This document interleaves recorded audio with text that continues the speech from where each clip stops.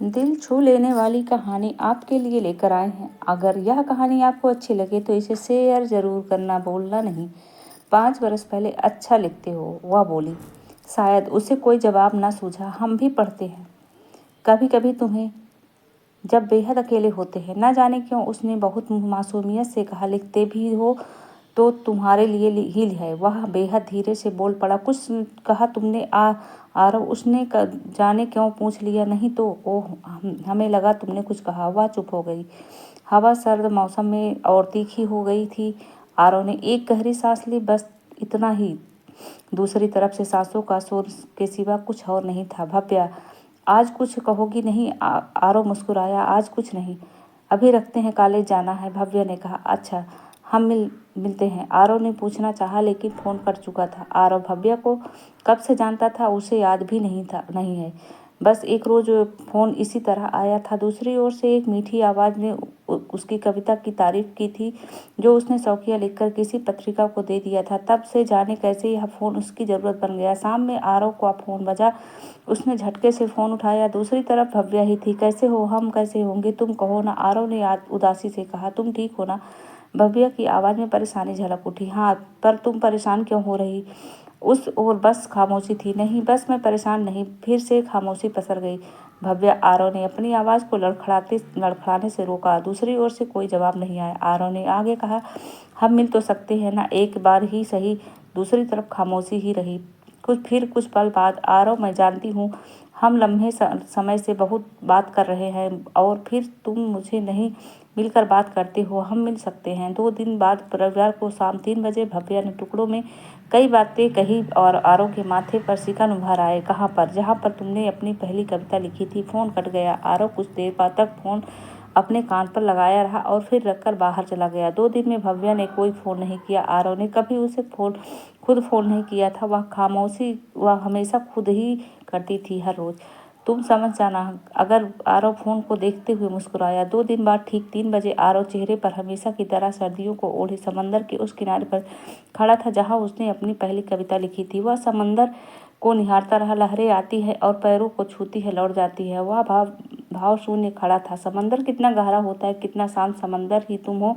आरव ने अपने पहलू से आई आवाज की ओर देखा। माथे पर बिंदी, करीने से बनाए बाल, नाक में लौंग, कान में बाली और माथे पर सिंदूर। आरव इस आवाज पर यकीन करके भी नहीं करना चाहता था, पर उसने धीरे से कहा, बैठो, और खुद बैठ गया। समंदर चुपचाप शोर करता रहा। दोनों शोर लिए चुपचाप बैठे रहे। सूरज समंदर की ओर बढ़ चला। मैं जानती हूँ तुम्हें मुझसे लगाव है, भव्या ने समंदर को दूर कर तक देखते हुए कहा। उसे प्रेम कहते हैं। आरव ने गहरी सांस ली। उसके सामने डूबता सूरज था। मेरी जिंदगी में उसकी कोई जगह नहीं है। जब फैसला करना था तब किया, नहीं अब करना चाहूँ तो कर नहीं सकती हूँ। भव्या चुप हो गई और आरव ने महसूस किया उसके आंसू रेत में खो गए। प्रेम में चाह नहीं होता भव्या, बस काश होता। हाँ, काश कि मैं तुम्हें पहले कह पाती। काश कि तुम मुझे सुन पाते। आज सुन सकते हो, तुम्हें सुन सकते हैं। तुम कहो ना। अपने भीतर के सैलाब को आंखों में उतारने से आरव ने रोक दिया। हाँ, तुम सुनोगी, मैं कहूँगी अपनी जिंदगी के हर हिस्से को, मगर आज नहीं। बस इतना जान लो, मैं कॉलेज पढ़ाने जाती हूँ, पढ़ने नहीं, भव्या ने मुस्कुरा कर कहा और आंसू फिर से रेत पर टपक के सूख गए। आरव ने उसकी ओर देखा। उसके सामने वह थी जो उससे कहीं बड़ी थी और उसका प्रेम था जिसे वह कह नहीं सकता था। वह समझती थी पर जता नहीं सकती थी। तुम्हारी कविताओं की वह काल्पनिक नायिका कौन है आरव? भव्या ने रेत पर अपने पैरों के निशान छोड़ते हुए पूछा, अपने कदमों के साथ आगे बढ़ते हुए। वह बस इतना ही कह पाया, तुम खूबसूरत हो भव्या। ये काला रंग भला खूबसूरत पर होने लगा और क्यों? भव्या ने जैसे अपने ही शब्दों में उपहास उड़ाया और ठहर गई। यारों ने उसका हाथ पकड़ रखा था। रंग आंखों में होता है भव्या। एक पल को वहां नीरवता फैल गई। हवा दोनों को सहलाती आगे बढ़ गई थी। तुम्हारी उम्र कितनी है? भव्या की उंगलियां आरव के चेहरे पर फिसलती गई। जितनी प्रेम की होती है।